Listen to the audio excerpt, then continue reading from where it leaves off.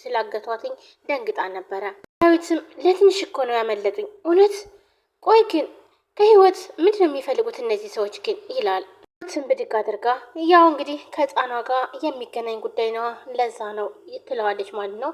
ዳዊትም ቆይ ግን ሂሩት አንቺ ቆይ ግን እዛ ምን ልትሰሪ ሂደሽ ነው?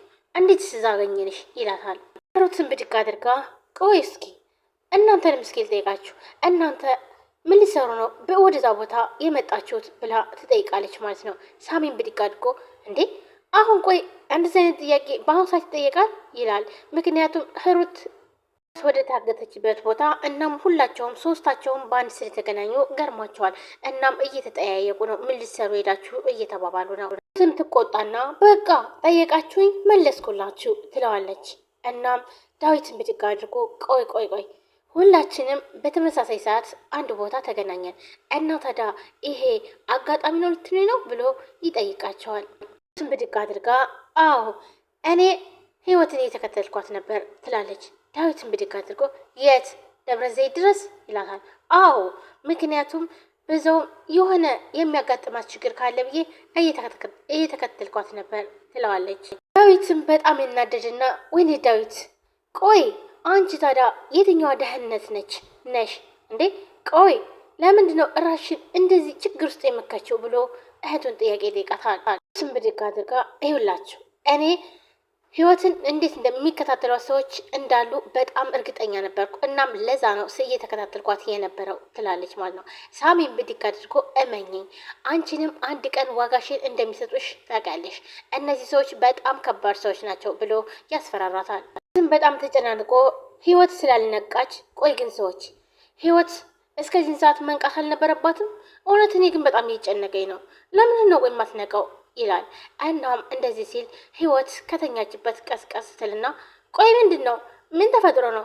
ምን ሆኜ ነው? ብላ እነሱን ጥያቄ መጠየቅ ጀመረች። ስም ተረጋጊ ህውዬ፣ መሬት ስትዞር አዙረሽ ወርቀሽ ነው ትላታለች። በጣም በደስታ ህውዬ ደህና ነሽ ብሎ ይጠይቃታል። እናም ህይወትም አዎ ደህና ነኝ፣ ግን ምን እንደተፈጠረ እንኳን ምንም አላስታውስም ትላለች። ራሴንም አሁንም ቢሆን እያዞረኝ ነው ትላለች። ሳሚን ብድግ አድርጎ አሁን ደህና ነሽ? መነሳት ትችያለሽ? ይላታል። እናም እንደዛ እያለች ያለ ሳሮን በሩን ከፍታ መጣች። ሳሚም ስትመጣ ሳሮንን ሲያት በጣም ይናደድና ልክ ሶፋ ላይ ቁጭ ስትል ነይ የምናወራው ነገር አለ ብሎ ወደ መኝታ ቤት ይዟት ይሄዳል።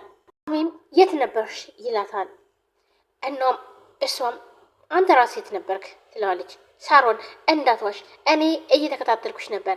እናም ከሆኑ ሰዎች ጋር ተገናኘሽ። ከዛ በኋላ ግን የት እንደተሰለብሽ እንኳን ጠፋሽብኝ ይላታል። እባክህ እና ታዲያ እያየኝ ከሆነ የት እጠፋብሃለሁ?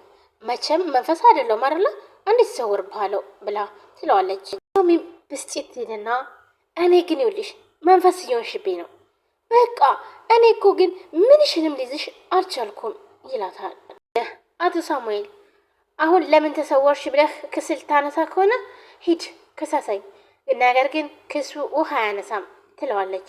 እሺ አሁን የምጠይቅሽ መልሽልኝ፣ ከህይወት መታገት ጋር እጅሽ አለበት ብሎ ይጠይቃታል። ጥያቄ ከሆነ የለም፣ ደግሞ ምንም የሚያገናኘ ነገር የለም ብላ ትመልስለታለች። አይ አይመስለኝም የሆነ ነገርማ አድርገሻል ይላታል። ሳሚም ሰላም ሰላም፣ ውድና የተከበራችሁ የቻናል ቤተሰቦች እንዴት ናችሁ? ደህና ናችሁ? ሁሉ ሰላም ሰላማችሁ ብዝት ይበል። ለዚህ ቻናል አዲስ የሆናችሁ ሰብስክራይብ፣ ላይክ፣ ሼር በማድረግ ቤተሰቡ ነው። ቤተሰብ የሆናችሁ ወንድሞቼ ከልብ ነው የማመሰግነው። ውድ ቤተሰቦቼ ዛሬም በአዲስ ቪዲዮ መጥቻለሁ ማለት ነው። የህይወት መንገድ ቀጣይ ክፍል ይዤላችሁ መጥቻለሁ። እንግዲህ ህይወት ታግታ ነበር ማለት ነው። እናም ስትታገት እነ ዳዊት እንዲሁም ሁላቸውም ሳሚም ሂሩትም ደርሰውላት ነበር። እናም እሷን በድንጋጤ ቤት ያመጧታል። ነገር ግን እስከ ብዙ ሰዓታት ድረስ ህይወት ልትነቃ አልቻለችም ማለት ነው። ምክንያቱም ስለደነገጠች። እናም ሁላቸውም እየተጨናነቁ እያለ አሁን ላይ ግን ነቅታለች። ነገር ግን እንዴት እንደሆነ ምን እንደተፈጠረ ምን እንደሆነ እንኳን የምታውቀው ነገር የለም። ቆይ ግን ምንድን ነው የተፈጠረው? እኔ እኮ ራሴን እያመመኝ ነው ምንድን ነው ብላ ለእነሱ መጠየቅ ጀመረች። ሳሚ ጀመረህ አይደለ ይሄ የማታውቀው ዝም ብለህ ውንጀላ ትለዋለች።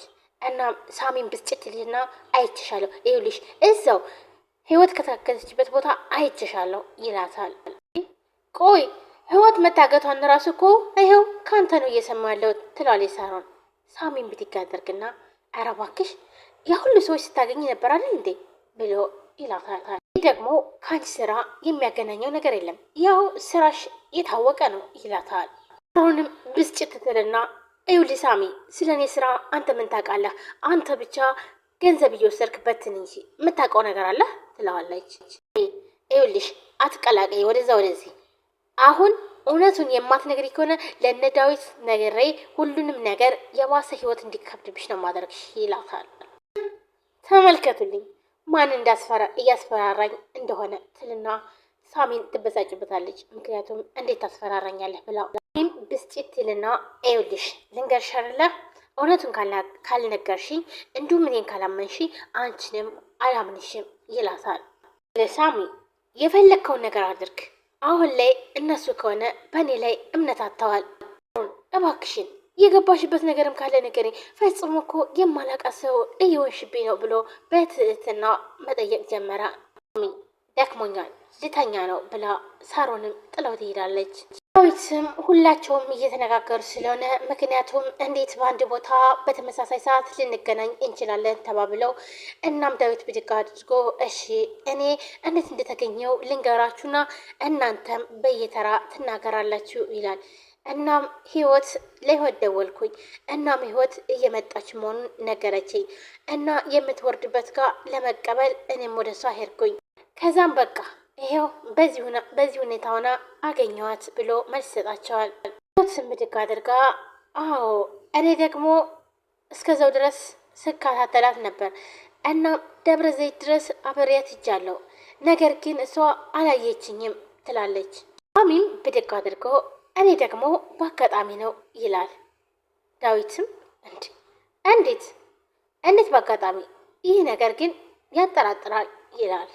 ቤት ማንም አልነበረም። እናም አንድ ጓደኛዬ ደወለልኝ። ከዛም አግኝቼው ስመለስ ወደ ቤት እየመጣሁ ያለ ይኸው ህይወትን አገኘዋት፣ በቃ ይሄ ነው ብሎ ሳሚም ይሄን መልስ ሰጣቸዋል። ቤትም እሺ ይሆንልህ፣ ነገር ግን አላመንኩም የሚለውና እሺ አንቺ ግን ማለት ነው ይሄን ነገር ሳትነግሪ እንዴት ነው እንደዚህ አይነት ኃላፊነት ውስጥ የምትገቢው? እንደዚህ ከባድ እኮ ነው ብሎ ሩትን መቆጣት ጀመረ። ሩትም በቃ ትምህርትም አልቀዋል። እናም በስልክ ስታወራ ሰማዋት። ድንገት የሆነ ነገር ካጋጠማት ብዬ ተከተልኳት፣ ይሄን ያለው ነገር ብላ መልስ መልስልታለች። ሩትም ብስጭትና እና ቢያጋጠማት አንቺ እሷን ማዳን ትችላለሽ ይላታል። ሩትም ብድግ አድርጋ መችስ ካለመኖሬ መኖር ይጠቅማል ብዬ ነው። ሳሚም ይሄን ነገር በጣም እያበዛሽ